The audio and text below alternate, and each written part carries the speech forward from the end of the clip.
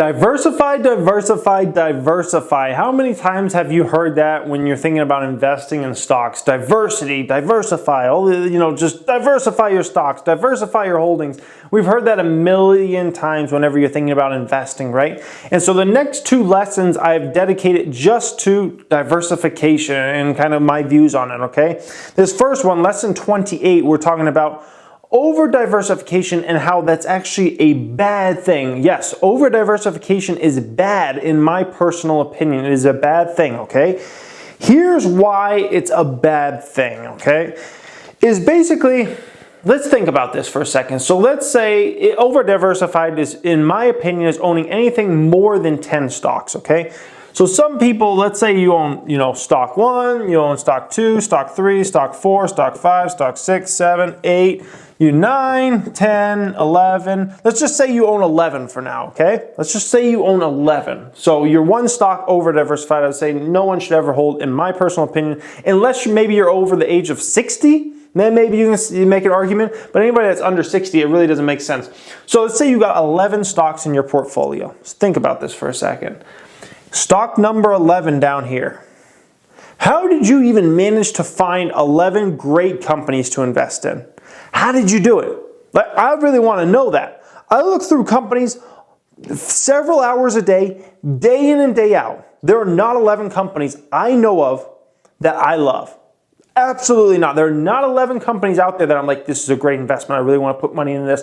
As a matter of fact, I can make an argument that there has never, ever been a time where I've been in the stock market for the past decade where I found 11 different companies that I was like, these are all great deals. I need to stick money in all these. So that's the first thing I want to know. How the heck did somebody find 11 companies to invest in? Never mind, 12, 13, 14, 15, 16, 17, 18, 19, 20. How could somebody find this many? And I know people that hold, 30, 40 stocks. We're not even going to get into that. How in the world could you find 20 companies where you're like, I want to stick money in this company. I love this company. In my opinion, in those situations, you're just not being picky enough with your investments, okay? You're just not being picky enough with your investments, okay? So let's just go back to 11 stocks. You hold 11 stocks.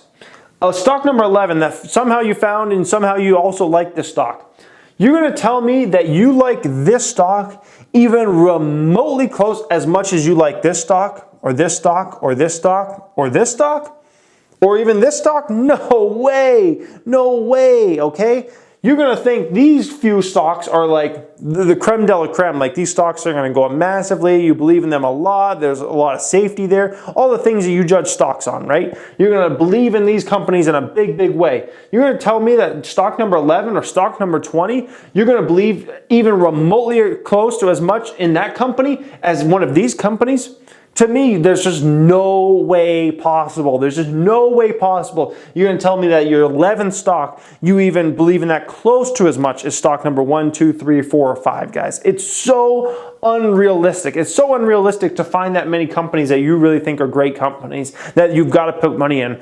Most people that own that many stocks, they're just not being picky enough with their picks. That's the bottom line. They're really not, picky enough. There's no way you found the right PE ratio, the right growth, the right balance sheet, the right management team, everything we look for in a stock. There's no way you found 11 companies that met all those criteria. Never mind 20 plus companies. It's not possible in my opinion. I've been in this game for 10 years, looking at companies hours a day, every day, and I've never seen that many companies where I'm like, oh, maybe back in the recession, like 2009, when the stock market was down and out, maybe I can make an argument at that particular time, 2010, there were 11 plus companies I really liked.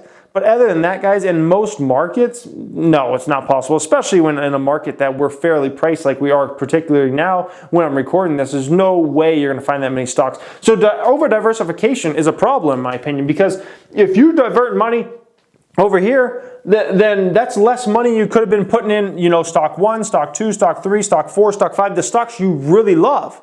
Okay, and those ones are probably going to be more likely the ones that go up a ton, right, over time, because those are your best picks. Those are the ones that are the best deal, that have the best growth going for them, that have the lowest PE and all those type of things, right? Those are going to be those companies. They're going to have the best prospects. Otherwise, they wouldn't be your number 1, 2, 3, 4, and 5, right? So over diversification, it's not a good idea in my opinion, unless, like I said, unless maybe you're in your 60s or 70s already and whatnot, and you really got to diversify like a big amount. Then maybe I could make an argument that you can own 15, 20 stocks, guys. But for most people, to own anything more than 10 stocks, it's risky in its own way. It's risky in its own way because you're probably going to end up getting in a company that's not that good. That's going to be the honest truth. Never mind that. There's also, what if you had that money that's in stock number 15 and stock number 5? Like stock number 5 is probably the one that went up a lot more in 15, right? Because you like 5 number a lot better than the stock number 15, guys. Over diversification is not a good thing. Let's get into the next part.